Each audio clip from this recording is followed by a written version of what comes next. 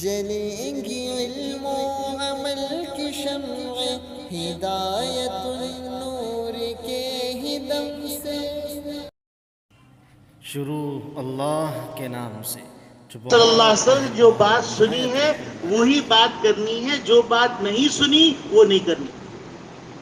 اب اس کی مثال اور آسانی سے سمجھ لیجئے۔ اس کی مثال ایسی ہے کہ اللہ کے رسول نے فرمایا سونے پہ بھی زکوٰۃ ہے، چاندی پہ بھی زکوٰۃ ہے، چاہے وہ سونا آپ کے استعمال کے لیے کیوں نہ ہو، اس پہ زکوٰۃ ہے۔ اسی طریقے سے مال تجارت اس مال کو کہتے ہیں جو کہ نفع حاصل کرنے کے لیے لیا گیا ہو اور اس کو بیچا جا رہا ہو، نفع حاصل کرنا مقصود ہو۔ تو اب ایک آدمی کے پاس پلیٹینیم ہے، بہت مہنگی دھات ہے، ہیرے ہیں، بہت مہنگے پتھر ہیں۔ شریعت یہ کہتی ہے کہ اگر یہ استعمال کے لیے ہے اس پہ زکوٰۃ نہیں۔ اب کوئی آدمی کہے کہ میاں آپ چاندی پہ تو زکوٰۃ واجب کر رہے ہیں اور جو ہیروں پہ زکوٰۃ واجب نہیں کر رہے، اور ان صاحب کا پورا صندوق بھرا ہوا ہیروں سے، تو کہا جائے گا کہ زکوٰۃ کے اندر قیاس نہیں چلتا، زکوٰۃ کے اندر حضور کے فرامین چلتے ہیں۔ تو ان فرامین کی روشنی کے اندر جو بات سمجھ میں آتی ہے کہ سونا چاندی جس شکل کے اندر بھی ہو، چاہے برتن کی شکل میں ہو، چاہے زیورات کی شکل میں ہو، چاہے شو پیس کی شکل میں ہو، چاہے کسی بھی گنی کی شکل میں ہو، چاہے ٹکیا کی شکل میں ہو، چاہے بلاک کی شکل میں ہو، زکوٰۃ واجب ہوگی۔ اب کوئی آدمی کہے کہ مولوی صاحب ایسی کوئی بات بتا دی تاکہ ہم کو دل میں تسلی ہو جائے کہ سونا چاندی استعمال کے لیے ہے تو اس کے اوپر زکوٰۃ ہے۔ ایک دفعہ نبی کریم صلی اللہ علیہ وسلم طواف کر رہے تھے، کچھ خواتین بھی طواف کر رہی تھیں، ان کے ہاتھ کے اندر کنگن تھے۔ آپ صلی اللہ علیہ وسلم نے فرمایا تم اس کا مال کا حق ادا کرتی ہو؟ تو انہوں نے کہا نہیں اللہ کے رسول۔ تو آپ صلی اللہ علیہ وسلم نے فرمایا تم کیا چاہتی ہو کہ کل یہ کنگن آپ کے انگارے بن جائیں؟ تو اس روایت سے معلوم ہوتا ہے کہ کنگن پہننے کے لیے ان عورتوں نے بنائے تھے اور پہنی ہوئی تھی، پھر بھی زکوٰۃ واجب قرار دی نبی کریم صلی اللہ علیہ وسلم۔ تو لہذا سونا جس شکل کے اندر بھی زکوٰۃ ہے۔ پھر اس کے بعد تعریف کے اندر کہا جائے غیر ہاشمی، وہ فقیر مسلمان جو ہے سید نہ ہو، سید کو زکوٰۃ نہیں دی جا سکتی، سید کے آزاد کردہ غلاموں کو زکوٰۃ نہیں دی جا سکتی، بنو ہاشم کو زکوٰۃ نہیں دی جا سکتی، قریشیوں کو زکوٰۃ نہیں دی جا سکتی جو نبی کریم صلی اللہ علیہ وسلم کے خاندان سے چلے آ رہے ہیں۔ تو زکوٰۃ کی تعریف سے بہت ساری چیزیں خود سمجھ میں آتی۔ اس کے بعد زکوٰۃ کا مال کون سی چیزیں ہیں؟ تو جیسے میں نے عرض کیا 7.5 تولہ چاندی، 7.5 تولہ سونا، 52.5 تولہ چاندی، اور مال تجارت یعنی ہر وہ مال جو نفع حاصل کرنے کے لیے لیا گیا ہو اس پر زکوٰۃ ہے۔ حتیٰ کہ آپ نے دیکھا ہوگا لوگ کچرا چنتے ہیں، پلاسٹک کی بوتلیں چنتے ہیں اور کاغذ چنتے ہیں، اخبار کی قطرنیں چنتے ہیں۔ تو یاد رکھیے یہ جو چن رہے ہیں یہ ساری کی ساری چیز مال تجارت میں شمار ہوتی ہے۔ کوئی آدمی یہ کہے کہ بھائی کپڑے کی دکان والا تو زکوٰۃ دے گا لیکن کچرے کا کاروبار والا زکوٰۃ نہیں دے گا۔ آپ کو یہ سن کر حیرت ہوگی کہ کپڑے کی فیکٹری چلانے والے زیادہ بعض دفعہ کچرے کا کاروبار کرنے والے کما رہے ہیں، اور کچرے کو جمع کیا گیا ہے، محفوظ کیا گیا ہے اس غرض سے کہ اس کو بیچ کے نفع حاصل کریں گے، تو لہذا اس پہ زکوٰۃ آئے گی۔ چاہے بھوسا ہو، چاہے چارہ ہو، چاہے کپڑا ہو، چاہے گدے ہوں، جتنی بھی اس طرح کی چیزیں جس کا مقصد بیچ کر نفع حاصل کرنا ہو یہ مال تجارت میں آئے گی۔ پھر ہیرے جواہرات اگر بیچنے کی غرض سے لیے گئے ہیں تو ان پہ بھی زکوٰۃ آئے گی۔ پلاٹینیم اگر بیچنے کی غرض سے لیا گیا ہے تو اس پہ بھی زکوٰۃ آئے گی۔ لیکن اگر آپ کے پاس رکھا ہوا ہے اور آپ نے استعمال کے لیے لیا ہوا ہے تو اس پہ زکوٰۃ نہیں۔ اسی طریقے سے زکوٰۃ کے لیے نصاب جس طرح ضروری ہے اسی طرح سال کا گزرنا بھی ضروری ہے۔ یعنی ایک آدمی یکم رمضان کو 52.5 تولہ چاندی یا اس کی قیمت یا اتنے سامان جو ضروریات اصلیہ سے زائد ہیں وہ اس کے پاس موجود ہیں، تو یہ زکوٰۃ لے نہیں سکتا بلکہ اس پہ زکوٰۃ واجب ہوگی، اور یہ صاحب نصاب رہے اگلے سال تک، یعنی یکم رمضان 2022 اور یکم رمضان 2023۔ تو اب یہاں پر بیچ کے اندر مثال کے طور پر اس کا سارا مال ختم ہو گیا، لیکن یکم رمضان کو صاحب نصاب تھا، اور رمضان جو دوسرا آ رہا ہے اس رمضان کے آنے سے پہلے پھر اس کے بعد مال آ گیا، صاحب نصاب بن گیا، تو سال کے شروع اور سال کے آخر کا اعتبار کر کے بیچ میں جو آیا گیا کھایا پیا اس پہ کچھ نہیں، لیکن جو مال سال کے شروع میں تھا اور جو مال سال کے آخر میں تھا اس کو ملا کر زکوٰۃ واجب کر کے اس کو 2.5% کے حساب سے دینا ہوگا۔ اسی طریقے سے ایک آدمی زمین خریدتا ہے، اب اس کے اندر 3 شکلیں بنتی ہیں۔ ایک شکل یہ بنتی ہے کہ زمین خریدتا ہے تاکہ اس سے نفع حاصل کرے، یعنی اس کو بیچے اور بیچ کے جو اس کے اوپر پروفٹ آ رہا ہے وہ پروفٹ حاصل کرے، تو اس آدمی کے اوپر زکوٰۃ واجب ہوگی، زمین پہ زکوٰۃ واجب ہوگی۔ اور ایک آدمی زمین خرید رہا ہے اس نیت سے کہ اگر موقع آیا تو میں گھر بنا لوں گا، اگر موقع آیا تو میں اس کو کرائے پہ چڑھا دوں گا، اگر موقع آیا تو میں اس کو بیچ دوں گا، یعنی ایک متعین نیت نہیں کی، تو ایسی صورت میں وہ چاہے کروڑوں کی پراپرٹی ہو اس پہ زکوٰۃ نہیں۔ اسی طریقے سے ایک تیسری صورت یہ ہے، ایک آدمی نے اپنی ضرورت پوری کرنے کے لیے زمین خریدی ہے۔ ضرورت پوری کرنے کے لیے زمین خریدنے کا مطلب یہ کہ اس کے پاس جو ہے گھر بنانے کے لیے پیسے نہیں ہیں، اس کے پاس گھر بنانے کے لیے پیسے نہیں ہیں، تو اس نے یہ کیا کہ 2 زمینیں خریدی۔ ایک زمین اس نے رکھی کہ میں اس پہ گھر بناؤں گا، اور ایک زمین اس نے رکھی کہ میں اس کو فروخت کر کے اس سے جو پیسے ملیں گے اس سے گھر بناؤں گا، اس سے جو پیسے ملے اس پیسوں سے میں گھر بناؤں گا۔ تو چونکہ یہ ضروریات میں سے آ رہا ہے تو ایسی پراپرٹی پہ بھی زکوٰۃ نہیں، یعنی جو پراپرٹی آپ نے خریدی ہے اس غرض سے کہ اس کو بیچوں گا۔ اب بیچنے کی 2 صورتیں ہو گئی، ایک یہ کہ بیچ کے میں نفع حاصل کروں گا، یعنی گویا کہ کاروبار کروں گا، تو اس کے اوپر زکوٰۃ ہے۔ اور ایک آدمی نے زمین خریدی کہ میں بیچوں گا، لیکن اس بیچنے کے بعد میں اپنی ضروریات اصلیہ میں استعمال کروں گا، یعنی اپنی بیٹی کی شادی میں استعمال کروں گا، یا میں گھر بنانے میں استعمال کروں گا، یا میں فلیٹ لینے میں استعمال کروں گا، تو بظاہر شکل کے اندر یہ پراپرٹی بیچنے کے لیے ہے، لیکن اس کے باوجود اس پہ زکوٰۃ نہیں، کیونکہ یہ ضروریات اصلیہ کے اندر آ گئی ہے، اس کا پیسہ ضروریات اصلیہ میں خرچ ہوگا۔ اب مالیت کس دن کی معتبر ہے؟ تو یاد رکھیے جس دن آپ حساب کر رہے ہیں اس دن کی مالیت معتبر، جس کو کہتے ہیں کرنٹ ویلیو۔ کرنٹ ویلیو آپ نے زمین خریدی تھی 1 لاکھ روپے کی، اور 1 سال بعد وہ زمین ہو گئی 2 لاکھ روپے کی، تو اب 1 لاکھ پہ زکوٰۃ نہیں نکلے گی بلکہ 2 لاکھ پہ زکوٰۃ نکلے گی۔ اسی طریقے سے بہت سارے لوگ مقروض ہوتے ہیں، تو مقروضوں کی بھی کئی قسمیں ہیں۔ ایک مقروض وہ ہوتا ہے جو اپنی ضروریات زندگی کے لیے قرضہ لیتا ہے، مثلا کوئی ایسی حالت آ گئی کہ علاج کروانے کے لیے پیسہ لینا ہے، یا اللہ نہ کرے کوئی ایکسیڈنٹ ہو گیا تو گاڑی بنوانے کے لیے قرضہ لیا ہے، یا اسی طریقے سے کھانے وانے کے پیسے کم پڑ گئے، یا ضروریات اصلیہ کے پیسے کم پڑ گئے، زکوٰۃ کے نکالنے سے پہلے اس نے قرضہ لے لیا، تو یاد رکھیے یہ قرضہ مائنس ہوگا، اس قرضے کو باقاعدہ اس سے منہا کیا جائے گا۔ لیکن کچھ لوگ قرضہ لیتے ہیں اپنے پروفٹ، اپنے کاروبار کو بڑھانے کے لیے، اپنے پروفٹ کو بڑھانے کے لیے، مثلا ایک فیکٹری ہے اس سے 1 کروڑ روپے کما رہے ہیں، اب انہوں نے کہا میں دوسری فیکٹری لوں گا تاکہ مجھے 1 کروڑ اور ملنے لگے، تو اب اس کے اندر تفصیل ہے، ذرا سا تفصیل یہ ہے کہ آپ نے اگر اس پراپرٹی کے ذریعے سے، یعنی آپ نے اس پراپرٹی کے اندر کارخانہ بنایا، کارخانہ بنانے کے بعد آپ نے 50 لاکھ کا خام مال خریدا اور 50 لاکھ کی مشینری خریدی، تو یاد رکھیے 50 لاکھ مائنس نہیں ہوں گے۔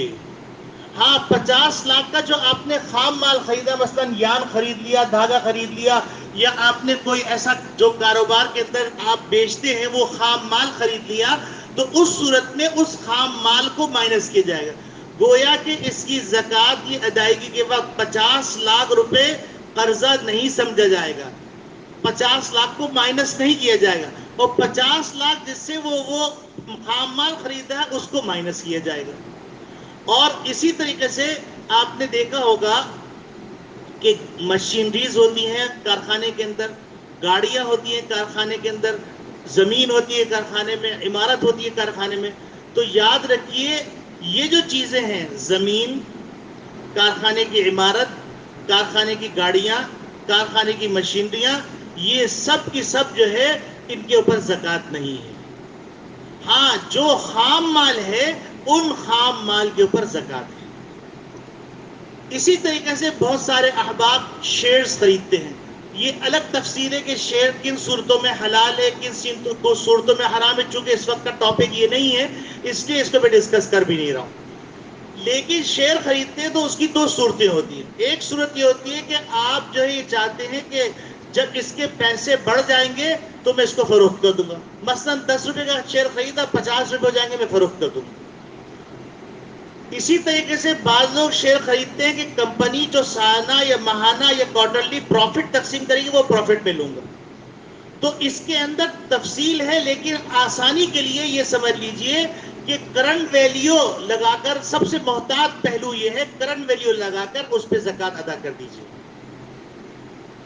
اب سوال یہ پیدا ہوتا ہے کہ زکوٰۃ کس کو دی جائے. تو عام طور پہ لوگ سمجھتے ہیں کہ زکوٰۃ جو ہے خاندان کے اندر نہیں دی جا سکتی. تو یاد رکھیے زکوٰۃ کے قانون یہ ہے, ایک نکاح کا رشتہ, ایک ولادت کا رشتہ. یعنی شوہر بیوی کو, بیوی شوہر کو زکوٰۃ نہیں دے سکتی. اسی طریقے سے باپ بیٹے کو, بیٹا باپ کو زکوٰۃ نہیں دے سکتا. ولادت کا رشتہ اور نکاح کا رشتہ. اس کے علاوہ باقی رشتہ داروں کو زکوٰۃ دی جا سکتی ہے بشرطے کہ وہ سید نہ ہو, بشرطے کہ وہ صاحب نصاب نہ ہو. اسی طریقے سے بہن کو بھی دی جا سکتی ہے زکوٰۃ, بھائی کو بھی دی جا سکتی ہے, چچا کو بھی دی جا سکتی ہے, چچی کو بھی دی جا سکتی ہے, پھوپھا کو بھی دی جا سکتی ہے. خاندان کے جو غریب مستحقین ان کو زکوٰۃ دیجیے. بلکہ اگر زکوٰۃ ان کو دیں تو بتانے کی ضرورت نہیں ہے. لوگ کہتے ہیں کہ اگر بتائیں گے نہیں تو ہماری زکوٰۃ ادا نہیں ہوگی. یہ غلطی ہے. اللہ میں کو معلوم ہے آپ کیا دے رہے ہیں. کسی کی عزت نفس مجرور نہ کیجیے. اسی طریقے سے یہ بات سمجھ لیجیے, بعض لوگ سمجھتے ہیں کہ نفس یتیم, نفس بیوہ یہ زکوٰۃ کا مصرف, یہ غلط فہمی ہے. بعض دفعہ اللہ رب العالمین یتیم کو اتنا مال دیتے ہیں کہ وہ کئی لوگوں کی کفالت کر سکتا ہے. بیواؤں کو اتنا مال دیتے ہیں کہ وہ کئی لوگوں کی کفالت کر سکتی ہیں. تو بیوہ ہونا یا یتیم ہونا یہ زکوٰۃ کا مصرف نہیں ہے. غریب ہونا زکوٰۃ کا مصرف ہے. اگر غریب ہیں تو آپ بیوہ کو دیجئے, یتیم کو دیجئے, مسکین کو دیجئے, فقیر کو دیجئے. آپ جو ہے اس کو جمع کرنے والوں کو دیجئے جس کو عاملین کہتے ہیں. آپ جو ہے غلام کو آزاد کرنے کے لیے دیجئے. آپ جہاد میں دیجئے. آپ جو ہے کسی مسافر کو دیجئے. یہ سارے قرآن کے انما الصدقات للفقراء والمساکین والعاملین علیہا والمؤلفۃ قلوبہم وفی الرقاب. یہ جو آیت ہے اس آیت میں 8 مصارف ذکر کی, اور ایک مصرف دلداری کے لیے زکوٰۃ دینا. یہ مصرف ابتداء اسلام میں معلول بعلت تھا. یہ ایک اصطلاح ہے فقہا کی, معلول بعلت, یعنی جب تک علت پائی گئی اس وقت تک ان کو دیا جاتا رہا, اور جب علت ختم ہو گئی تو وہ علت ختم ہونے سے حکم ختم ہو گیا. ابتداء اسلام میں بہت کم لوگ مسلمان ہو رہے تھے, تو ان نئے مسلمانوں کو, نو مسلموں کو دلداری کے لیے, تاکہ وہ اسلام کی طرف راغب ہوں, اسلام میں دلچسپی لیں, تو ان کو رقم دی جاتی تھی. ان کو مؤلفۃ قلوب کہا جاتا تھا. لیکن اللہ رب العالمین نے اسلام کو شوکت عطا فرما دی, اسلام کی ایک بڑی تعداد مسلمانوں کی ہو گئی اسلام کے اندر. تو اب جو ہے یہ علت, چونکہ معلول بعلت حکم تھا تو علت ختم ہو گئی, حکم بھی ختم ہو گئی. باقی 7 مصارف باقی ہیں, ان 7 مصارف کو آپ زکوٰۃ دے سکتے ہیں. اب یہاں یہ سوال پیدا ہوتا ہے کہ آپ نے زکوٰۃ کس تاریخ کو دینی ہے. تو لوگ سمجھتے ہیں کہ رمضان اس کے واجب ہونے کا زمانہ. یاد رکھیے زکوٰۃ ہر آدمی کا وقت الگ ہوگا. کوئی آدمی جنوری کے اندر صاحب نصاب ہوا ہے, کوئی آدمی مارچ کے اندر صاحب نصاب ہوا ہے, کوئی آدمی جو ہے دسمبر میں صاحب نصاب ہوا. تو ہر ایک کا سال الگ الگ ہوگا. ہاں یہ اور بات ہے کہ صاحب نصاب اگر ایڈوانس زکوٰۃ نکالنا چاہتا ہے اور رمضان میں چونکہ ایک فرض پر 70 فرائض کا ثواب ملتا ہے تو اس وجہ سے شریعت یہ کہتی ہے کہ آپ ایڈوانس زکوٰۃ نکال سکتے ہیں. لیکن آپ کا سال یہ نہیں ہے کہ آپ کی شادی ہوئی, آپ کو زیورات ملے سسرال سے بیوی کے لیے, اور اس کے بعد ابھی 1 مہینہ گزرا آپ زکوٰۃ نکال رہے ہیں کہ رمضان آ گیا. رمضان آنا زکوٰۃ کا سبب نہیں ہے. صاحب نصابوں کو سال کا گزرنا زکوٰۃ کے لیے ہے. تو اب ہر ایک کا سال الگ الگ ہوگا. ہاں رمضان میں جو نکال رہے ہیں تو وہ ایڈوانس زکوٰۃ چونکہ نکال سکتے ہیں, لہذا ان کی زکوٰۃ ادا ہو جائے گی. اسی طریقے سے